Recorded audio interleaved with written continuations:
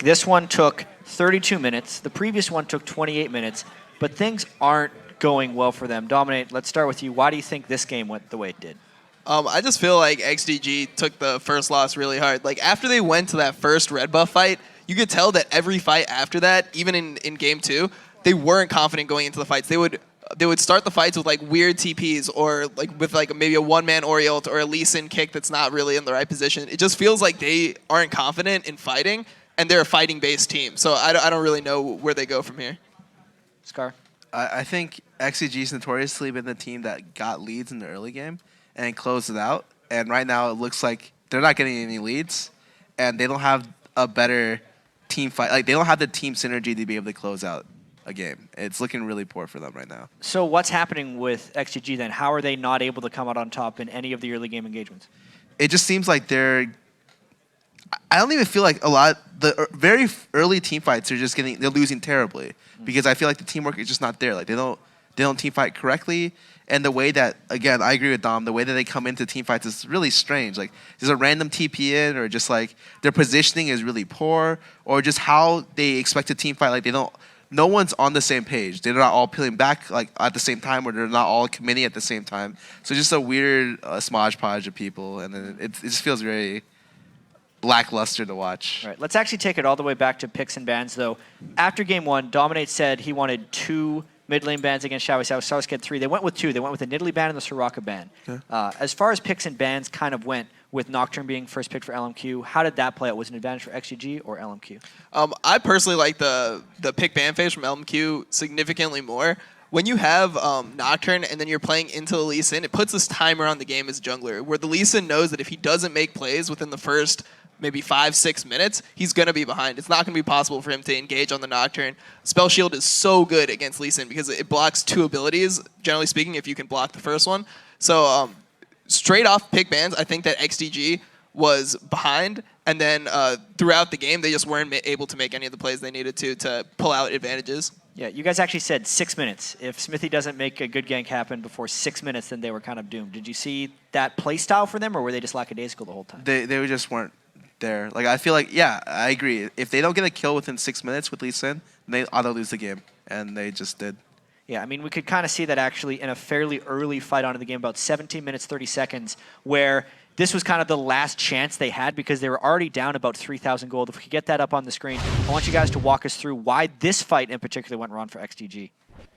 So I definitely think that the main problem here is that they start the Dragon.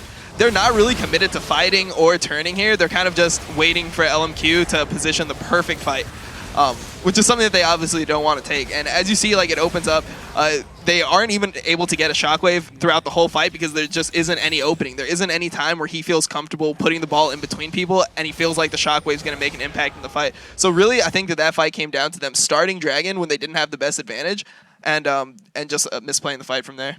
So was that fight more about ManCloud dropping the ball, or was it LMQ just finding a situation which XDG couldn't fight back against? I think their team position was just poor. Like, I agree with Dom that they shouldn't have started the Dragon. And just like the fan out from LMQ was really good. Like, they sent the Shiv in early, got a 3-man knockup with Lulu, and they were able to space out the Ori with Nocturne pressure for her to be unable to find an ulti. And it was on ManCloud to be able to find an opening, but it's also on his team to be able to peel backwards correctly and not like forced in that kind of situation. And they forced into a Twitch, which is pretty much guaranteed that you're just gonna lose a team fight. Yeah, and there's something I wanted to point out there is even though it looks like they started the Dragon and they were making a play with a lot of initiative, it was actually a reactionary-based play. They saw TF hovering around mid, and they know that if they don't commit to the Dragon, they're just going to lose their mid turret. So they're kind of in this situation where they're like, oh, we don't really know what to do. There doesn't seem to be a good option. Just start Dragon, and maybe we get into a profitable fight. And is there any way, really, you see them coming back, maybe making some sneak plays, doing a different team composition? What are XDG's options coming into Game 3 to avoid a sweep? It's really hard. Like, I just think they need to find early kills. Like, XDG has always been a team that snowballs off early kills, and that's what you really want to. You really want to put their players in positions where they're ahead. Like, I feel like ManCloud is like maybe like just okay if he's even, but if you give him like 1 kill or 2 kills, he goes off.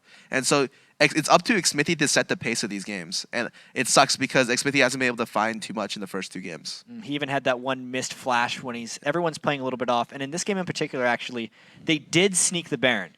And we were kind of thinking maybe they could pull off a miracle here. But then their teamfight execution still wasn't there. Let's actually pull that one up on the screen as well. After they got the Baron around this time, Dominate, you can start here. What went wrong for XDG? Here's another They fight did get where the kick onto Vasily. they do get a kick, but they're just so far behind here that it's just tough for them to fight. And I don't know exactly what happens to ManCloud, but he's not able to get a shockwave. He either got CC'd or something prevented him from being able to get a shockwave. And just not getting an Ori shockwave when you're this far behind, there's pretty much no way you can win a fight without that. Yep. That should have been something where, like, that was just poor communication. Like, I look at that, I'm like, well, where's the teamwork in that? As soon as the Lee Sin tells the team that he's looking for a kick, they should immediately be like, they should immediately know that he's looking for the kick. The kick was actually really good. If they had immediately give Vasily there that stops the push and they have Baron, they're able to turn it out for another 5 minutes. But unfortunately, like, Vasily gets kicked into melee range of Ori and just like kills Ori in 3 hits. And it's like, well, they definitely messed up there. Yeah, not to get too far ahead of ourselves though, but with a 2-0 down in a best of 5, there's a pretty good chance that LMQ is going to be making it into the LCS. With all the hype behind them in the Challenger Series, not necessarily playing against the LCS caliber teams, where do you really see them stacking up if they make it in? I think right now they're in the middle of the road. Like, I don't really see them taking games off the top 3 right now, like consistent games. I definitely don't see them taking games off C9, like more than like one in like a best of 3. I think they're in the middle of the road, and once they get to LCS, it's up to them where they go. Dominate? Yeah, for me too, I'd say it's middle of the pack. Like, if I had to rank them right now, I'd say 4th, 5th. They'd probably be competing with us. Not able to necessarily consistently beat the top 3 teams, but just like a level above the bottom tier teams of the league. So I think they'd probably just be like 4th, 5th starting out, and from there they could either go up or down. Yeah, so a 4th, 5th type LCS team who's playing against XG right now, who is sitting in the 8th seed. Remember, XG did beat every single team in the LCS once. Do they have a win for them in this series, do you think? I think it's just down to Xmithy. Like, everything falls on the back of Xmithy. He needs to get the ball rolling, and it's just going to be really, really hard because overall their teamwork just has not been there this series. All right, well, with that win, LMQ are just 1 win away from joining the North American LCS. And after the break, we'll see if they can get it done in Game 3 against XDG. We'll be right back.